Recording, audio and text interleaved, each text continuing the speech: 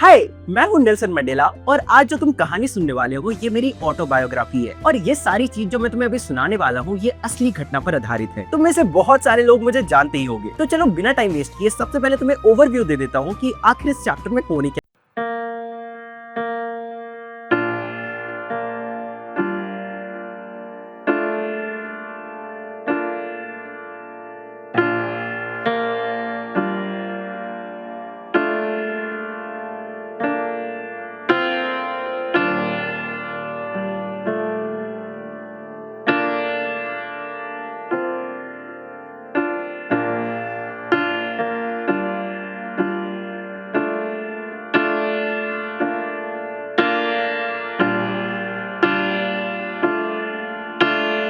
ज्योति भैया आकर तुम्हें इस चैप्टर को नहीं पढ़ाने वाले हैं, मैं ही यानी कि नेल्सन मंडेला तुम्हें इस चैप्टर को पढ़ाएगा। देखो, अफ्रीका में 300 साल से व्हाइट्स रूल कर रहे थे और इसलिए उन्होंने अपार्थाइड सिस्टम को लागू कर रखा था। और देखो, ये जो अपार्थाइड सिस्टम था ना, इसमें रेशियल डिस्क्रिमिनेशन होता था on the basis of your skin colour. अगर मैं तुम्हें आसान शब्दों में बताऊं तो ब्लैक्स के पास कोई भी राइट्स नहीं थे, सारे राइट्स बस व्हाइट्स के पास थे। जो ब्लैक्स थे वो वोट नहीं कर सकते थे, अपने लिए आवाज नहीं उठा सकते थे, सेम पब्लिक फैसिलिटीज और वॉशरूम टॉयलेट्स भी यूज नहीं कर सकते थे जो व्हाइट्स यूज किया करते हैं। और तो और जो ब्लैक्स थे ना, वो व्हाइट्स के साथ बैठकर खाना तक नहीं खा सकते थे। इस अपार्थाइड सिस्टम में ब्लैक्स के पास कोई भी राइट्स नहीं थे, इसलिए नेल्सन मंडेला यानी कि मैं अपार्थाइड सिस्टम के अगेंस्ट आवाज उठाता हूँ और यही रीजन है कि मुझे 27 साल के लिए जेल में डाल दिया जाता है। लेकिन 27 साल बाद 1994 में पहला डेमोक्रेटिक इलेक्शन होता है और मेरी पार्टी को 400 में 252 सीट्स मिलती है और इसके बाद मुझे फादर ऑफ द नेशन का टैग भी दिया जाता है and I become the first black president of Africa. और अब जो तुम आगे कहानी सुनने वाले हो वो इस इंसिडेंट के बाद की है, यानी कि आगे की कहानी मेरे इलेक्शन जीतने के बाद की है। अफ्रीका में एक बहुत बड़ा इनॉग्रेशन होने वाला था। 140 कंट्री के पॉलिटिशियंस और वर्ल्ड लीडर्स आए हुए थे और इस इनॉग्रेशन में 1 लाख से ज्यादा ब्लैक पीपल, कुछ व्हाइट पीपल और इवन कलर्ड पीपल भी आए हुए थे।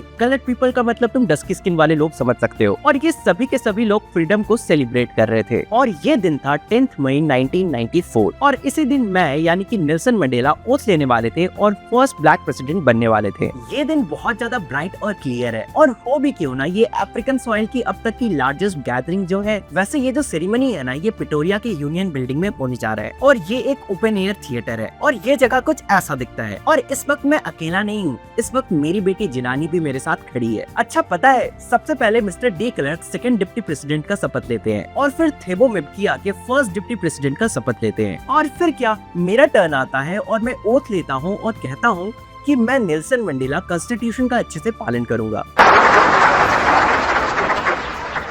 Your Majesties, Your Royal Highnesses, distinguished guests, comrades and friends, today all us do, by our presence here and by our celebrations in other parts of our country and the world, confer glory and hope to newborn liberty. और लोगों के भलाई के लिए मैं अपने आप को समर्पित करता हूँ और यहाँ आए हुए मेरे अतिथि और दुनिया भर से जो भी लोग आए हुए हैं उनका स्वागत करता हूँ। वैसे भी आज हम यहाँ पे सब उपस्थित हुए हैं ताकि हम हमारे फ्रीडम को ऑनर कर सकें और फाइनली ये जो एक्स्ट्रा ऑर्डिनरी ह्यूमन डिजास्टर जो काफी वक्त से चला आ रहा था, हम इससे बाहर आ सके हैं और अब हम सब मिलकर एक ऐसा सोसाइटी बनाएंगे जहाँ पर हम सब अच्छे से रह सके और हम लोग सब साथ मिलकर रह पाएंगे। एक वक्त था जब सारे कंट्रीज ने हमसे रिश्ता तोड़ लिया था, यहाँ पर हो रहे हैं अपार्थाइड सिस्टम की वजह से, लेकिन आज हमें ये प्रिविलेज मिला है कि हम अपने कंट्री को पूरे वर्ल्ड के सामने होस्ट कर पा रहे हैं। और इसलिए मैं फिर से सारे गेस्ट को थैंक यू बोलना चाहता हूँ। आफ्टर ऑल ये एक कॉमन विक्ट्री है, क्योंकि अगर सारे कंट्रीज ने हमारा सपोर्ट नहीं किया होता तो शायद हम यहाँ तक नहीं पहुँच पाते और इसलिए ये हमारे लिए कॉमन विक्ट्री है for justice, peace and human dignity. और आखिरकार हम वो पॉलिटिकल पावर हासिल कर पाए हैं जिससे मैं ये प्लेज ले सकता हूँ कि मैं अपने लोगों को पॉवर्टी यानी कि गरीबी, सफरिंग और जेंडर डिस्क्रिमिनेशन से बचा कर रख सकूं। और अब से इस ब्यूटीफुल लैंड में कभी भी डिस्क्रिमिनेशन नहीं किया जाएगा और ना ही एक दूसरे के ऊपर किसी भी बात पर दबाव डाला जाएगा। हमने ये जो ह्यूमन अचीवमेंट अफ्रीका में पाया है, इसका सूरज अब कभी भी नहीं झुकेगा। लेट फ्रीडम रेन,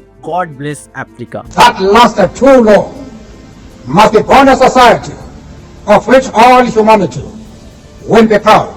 अब देखो, आगे बढ़ने से पहले तुम्हारे बोर्ड एग्जाम्स आ रहे हैं और ऐसे समय में एक अच्छा बुक होना बहुत ज्यादा इंपॉर्टेंट है ताकि तुम अपने बोर्ड एग्जाम्स में अच्छे मार्क्स ला पाओ। और इसलिए मैं तुम सबको सजेस्ट करना चाहता हूँ ओसवाल क्वेश्चन बैंक बुक को, जिसमें तुम्हें 100% लेटेस्ट ईयर अपडेटेड कंटेंट देखने को मिलेगा और क्वेश्चन टोपोलॉजीज भी देखने को मिलेगा। अगर आसान शब्दों में बताऊं तो इसमें 50% कॉम्पिटेंसी बेस्ड क्वेश्चंस है, टॉपिक वाइज रिवीजन नोट्स है, स्मार्ट माइंड मैप्स है, 1000 से भी ज्यादा क्वेश्चंस और सेल्फ असेसमेंट पेपर्स तक इंक्लूडेड है। और बस इतना ही नहीं, 300 से भी ज्यादा की concepts, interactive concept videos, mnemonics और तो और इसमें आंसरिंग टिप्स और एग्जामिनर्स कमेंट्स भी गिवन है, ताकि तुम ये समझ पाओ कि तुम्हें एग्जाम में किस वे में अपने आंसर्स को लिख के आना है। क्योंकि ज्यादातर बच्चों का कॉन्सेप्ट तो क्लियर होता है, लेकिन उनको यही नहीं पता होता कि एग्जाम में लिखकर कैसे आना है, ताकि एग्जामिनर उन्हें फुल मार्क्स दे। और हाँ, जैसा कि मैंने तुम्हें कहा कि इसमें सेल्फ असेसमेंट पेपर और प्रैक्टिस पेपर्स भी है, जिसे तुम एग्जाम से पहले सॉल्व करके प्रैक्टिस करके जा सकते हो, ताकि तुम्हारा कॉन्फिडेंस बढ़े। बाकी तुम सबको इस बुक का लिंक मेरे डिस्क्रिप्शन में देखने को मिल जाएगा, तो परचेस करना मत भूलना। अब चलो आगे देखते हैं कि चैप्टर में क्या होता है। फिर कुछ ही देर बाद सभी अपनी आंखों को ऊपर करते हैं, जहां अफ्रीकन जेट्स,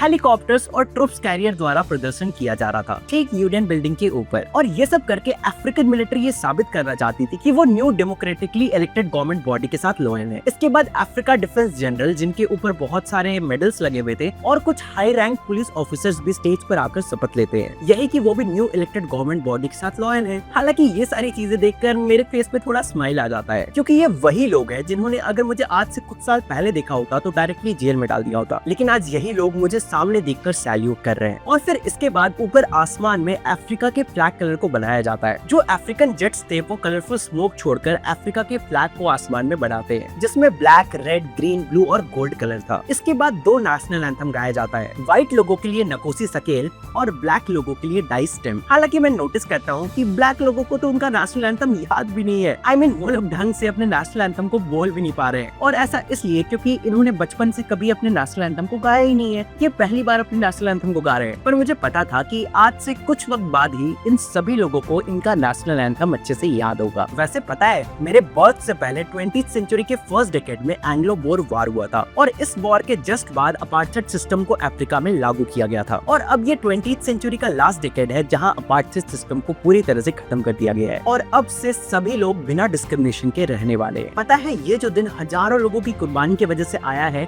मुझे अफसोस है कि मैं उन पैट्रियट्स को थैंक यू भी नहीं बोल पाऊंगा, और शायद उन्हें कभी पता भी नहीं चल पाएगा कि उनकी करेज और सैक्रिफाइस की वजह से हमने क्या हासिल किया है। क्योंकि देखो, ये ऑब्वियस सी बात है कि हजारों लोगों की कुर्बानी के बाद जब हजारों लोगों ने अपनी जान दी, तब जाकर हम इस स्टेज में पहुंचे हैं। और वैसे भी अपार्थाइड सिस्टम ने अफ्रीका पे बहुत ज्यादा गहरा घाव छोड़ा है, जो इतना जल्दी तो नहीं भरने वाला है। पता है, कुछ लोगों ने अपार्थाइड सिस्टम के अगेंस्ट आवाज उठाया था, जैसे Oliver Tambo, Walter Sisulu, Chief Luthuli, Yusuf Dadoo, Bram Fischer और रॉबर्ट सुबुकावे। और पता है, वैसे तो अफ्रीकन सॉइल के नीचे बहुत सारे मिनरल्स है, लेकिन इन लोगों से बड़ा हीरा शायद ही कभी पैदा लिया होगा, क्योंकि ये जो लोग हैं ना, ये तो डायमंड से भी ज्यादा प्योर हैं। पता है, मैंने अपने लाइफ में कुछ मेन और वुमेन्स को देखा है जो सिर्फ एक आइडिया के लिए अपने पूरे लाइफ को रिस्क में डाल देते हैं। और ये जो लोग होते हैं ना, ये अपने ऊपर हुए सारे अटैक्स को सह लेते हैं सिर्फ उस आइडिया के लिए। वो सारे अटैक्स को सहते हैं, लड़ते हैं, वो भी बिना टूटे। पता है, एक साहसी इंसान वो नहीं होता जिसे डर नहीं लगता। एक साहसी इंसान वो होता है जो डर पर जीत हासिल करता है। और पता है, कोई भी इंसान जन्म के साथ दूसरे इंसान को हेट करना चालू नहीं कर देता है। क्या तुमने कभी किसी 2-3 साल के बच्चों को बोलते हुए देखा है कि हट यार, तू काला कलर का है, मैं तेरे साथ दोस्ती नहीं करूंगा? नहीं, कोई भी बच्चा जन्म के साथ हेट करना नहीं सीखता है, उसे हेट करना सिखाया जाता है। और ये सिखाने वाले लोग कुछ इंसान ही होते हैं, और ये इंसान उन बच्चों को स्किन कलर के बेसिस पे हेट करना सिखाते हैं। बिल्कुल उसी तरह जैसे बच्चों को हेट करना सिखाया जाता है, हम सब मिलकर बच्चों को प्यार करना भी तो सिखा सकते हैं। पता है, जब मैं जेल में था तब गार्ड्स आकर मुझे बहुत ज्यादा परेशान करते थे, मुझे बहुत मारते थे, लेकिन एक पॉइंट पर आकर उन्हें भी दया आ जाता था और वो लोग मुझे छोड़ देते थे। इसका मतलब हर किसी के अंदर इंसानियत होती है और हर किसी के अंदर प्यार होता है। और वैसे भी तुम मुझे बताओ कि क्या मैंने अपने स्किन कलर को चूज किया था? दुनिया का कोई भी इंसान अपने स्किन कलर को चूज करके पैदा ले सकता है क्या? ये तो ऑब्वियसली पॉसिबल नहीं है, और साउथ अफ्रीका में तो ये बिल्कुल भी पॉसिबल नहीं है। पता है, एक वक्त पे अफ्रीका में ब्लैक्स को तो ह्यूमन बीइंग जैसा भी ट्रीट नहीं किया जाता था। अगर कोई ब्लैक इंसान ह्यूमन बीइंग जैसा रहने का भी कोशिश करता था, तब भी उसे पनिश किया जाता था। हम ब्लैक्स एक टाइम पे अफ्रीका में इंसान जैसा भी नहीं जी सकते थे। पता है, मैं कभी भी एक अच्छा फैमिली पर्सन नहीं बन पाया, न अच्छा बेटा बन पाया, न अच्छा बाप बन पाया, न अच्छा पति बन पाया। लेकिन मैं अपने फैमिली से अलग रहा और सिस्टम के अगेंस्ट आवाज उठाया। वैसे पता है, जब से मैंने जन्म लिया, मेरे अंदर फ्रीडम की भूख नहीं थी। मुझे बचपन में कोई आजादी वगैरह नहीं चाहिए था। मुझे तो बस मेरी माँ के हार्ट के पास जो फील्ड है ना, वहाँ पर जहाँ तक मन करे वहाँ तक दौड़ना चाहता था और विलेज के रिवर में खुलकर तैरना चाहता था और खुले आसमान में तारों के नीचे खाना कुक करना चाहता था और तो और मैं गाड़ी चलाना चाहता था। लेकिन जैसे जैसे मैं बड़ा हुआ मुझे रियलाइज हुआ कि ये तो फ्रीडम नहीं है, ये तो बस इल्यूजन है। और इसलिए जब मैं थोड़ा बड़ा हुआ और एक स्टूडेंट बना तब उस टाइम पे मुझे बस खुद की आजादी चाहिए थी, मैं खुद को आजाद करना चाहता था। लेकिन जब मैं थोड़ा और बड़ा हुआ तब मुझे रियलाइज हुआ कि बस मुझे ही फ्रीडम से दूर नहीं रखा गया है, बल्कि इस देश के सारे ब्लैक लोग फ्रीडम से दूर है, यानी कि इस देश के सभी ब्लैक लोगों की फ्रीडम छीनी जा चुकी है। फिर क्या, जल्दी ही मेरी शादी हो जाती है, लेकिन तब भी मुझे हर वक्त खटकता था कि मेरे जैसे कई सारे लोग, मेरे भाई बहन मम्मी पापा और जितने भी ब्लैक लोग हैं ना, सभी के सभी आजाद नहीं है। और इन्हीं सभी रीजंस के वजह से मैंने ANC को ज्वाइन किया, यानी कि अफ्रीकन नेशनल कांग्रेस को ज्वाइन किया। और अब मैं बस अपने लोगों की आजादी और सेल्फ रिस्पेक्ट वापस लाना चाहता था और मेरा मोटिव तो बस यही था कि मैं अपने जैसे लोगों की आजादी और सेल्फ रिस्पेक्ट को वापस ला सकूं। लेकिन फिर कुछ ही वक्त बाद मुझे क्रिमिनल साबित कर दिया जाता है और जेल में डाल दिया जाता है। एक केयरिंग हस्बैंड को अपने फैमिली से दूर कर दिया जाता है और फिर तब से मैं अपनी लाइफ को अकेले बिताता हूँ, बिल्कुल किसी मॉन्क की तरह। हालांकि 27 साल जेल में रहने के बाद मैं निकलता हूँ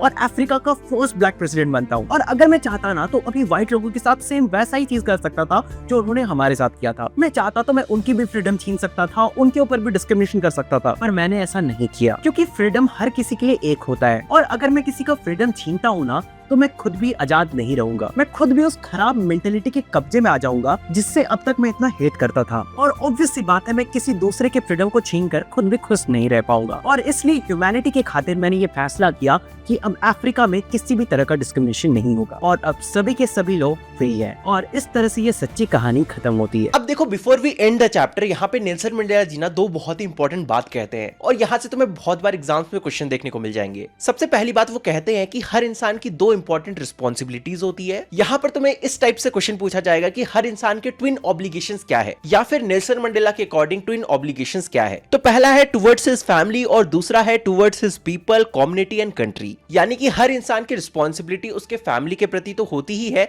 साथ ही साथ उनके लोगों के प्रति, उनके कंट्री के प्रति और उनके कम्युनिटी के प्रति होती है। लेकिन आगे चलकर नेल्सन मंडेला जी ये भी कहते हैं कि अपार्थाइड सिस्टम के टाइम में ब्लैक लोगों के लिए तो ये पॉसिबल ही नहीं था, क्योंकि जो ब्लैक्स थे ना वो या तो अपने कंट्री को चूज कर सकते थे या तो अपने फैमिली को चूज कर सकते थे। क्योंकि अगर वो फैमिली को चूज करते तो वो अपने कंट्री के लिए कुछ नहीं कर पाते, और अगर वो कंट्री को चूज करते तो उन्हें या तो मार दिया जाता या तो उन्हें जेल में डाल दिया जाता और वो फैमिली से ऑलरेडी दूर हो जाते। इसके अलावा नेल्सन मंडेला जी एक और बहुत ही इंपॉर्टेंट बात कहते हैं, the oppressor is also a prisoner chained by hate and prejudice. Both the oppressed and the oppression need to be liberated to restore humanity and dignity. यानी कि देखो, एक होता है बुरा करने वाला और एक होता है जिसके साथ बुरा हो रहा है। ऑब्वियसली जिसके साथ बुरा हो रहा है उसका फ्रीडम तो छीना जा चुका है, लेकिन जो बुरा कर रहा है वो भी आजाद नहीं है, वो खुद भी एक प्रिजनर है, यानी कि वो खुद भी कैद है। और वो किसके द्वारा कैद है?